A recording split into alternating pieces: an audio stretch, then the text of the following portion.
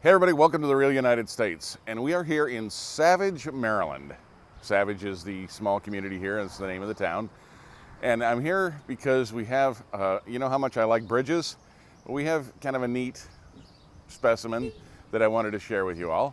This is the Bollman Truss Railroad Bridge, and it is named after its inventor, Wendell Bollman, who patented this. It's a patent, was an original idea, in 1852. Now this is the first of its kind, and this particular one is the only surviving example, even though it was the first. So this was a railroad bridge, and it has a weight limit of, I believe, 60 tons. And it was unique in its day. It was actually constructed in 1869. Because it was the first all-iron bridge made out of both cast and wrought iron.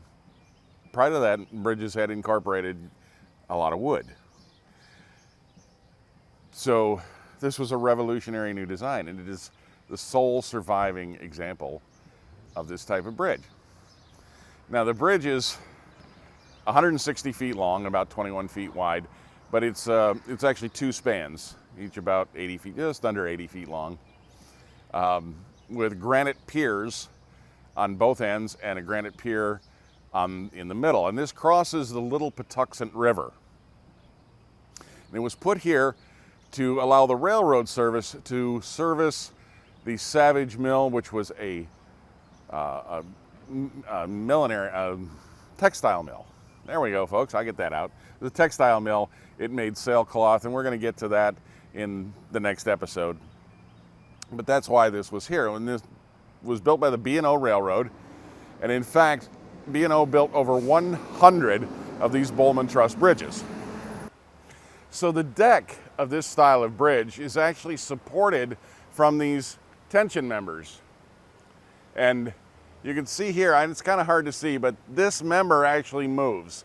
So this piece comes across, it's as a pivot here, and there's a bolt that allows for a few inches of adjustment to bring this up, shorten this, so they could level this bridge out exactly so when they put it in place. So this is actually just riding on this here. There's a little lip here so it can't slip off, and they're all like that.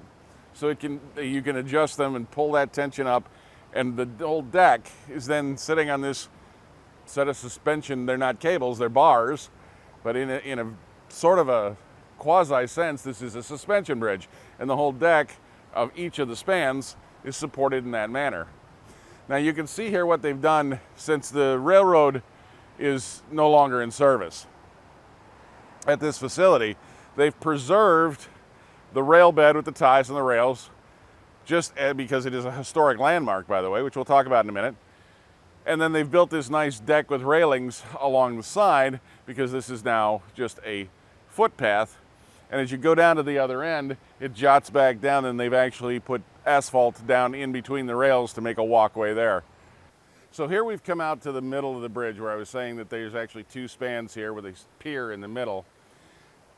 You see this is the big iron structure that holds the cross trusses that supports the deck. And as we pan down, they're going to show you, this is the granite pillar footing that the bridge sits on. There's three of these, one on the other end, and this one here in the middle. It's all cut stone that's been mortared together and laid to build this pier. And then as you swing around, we'll see the Little Patuxent River. Now this is a very small river. It's, less than 2 feet deep, maybe 1.5 feet deep. Very pretty little river. Very nice sound to it. I know we can't pick up much of that with the microphones here, but it's got a very nice babbling brook kind of sound about it. A very pretty location here in Savage, Maryland. Now, on the other side here, you can see that they've actually built a new modern bridge. This is the highway that comes along through Savage. So they offset that to preserve the original bridge. It's also still quite lovely scene off down the river.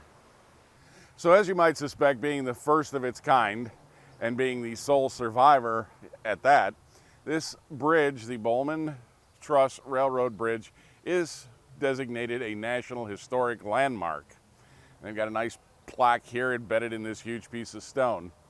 Now, that's nice in and of itself, but the interesting thing about this bridge, it is the first ever civil engineering historic landmark. It was designated that by the American Society of Civil Engineers. And this was the first thing that they had ever designated so as a historic landmark. So again, I like firsts or biggest or smallest, oldest sort of things. So I thought that was pretty interesting. If you ever wondered, well, I wonder what the very first civil engineering historic landmark was? Now you know, it's this bridge here in Savage, Maryland. So here you can see the full span of the Bollman Truss Bridge here over the Little Patuxent River. It's really quite a pretty bridge, and it was originally designed and has been maintained with this red oxide color for the main structure of the bridge, and then the accents painted ivory, and they have maintained that since the bridge was first built back in the mid-19th century. So it's really quite a lovely example, and I think I like bridges because the whole concept of connecting and bringing people together, bringing areas together. I think that's why I'm so fascinated by bridges. I don't know, I enjoy them. I think they're pretty, I think they're nice, I think they're conceptually nice.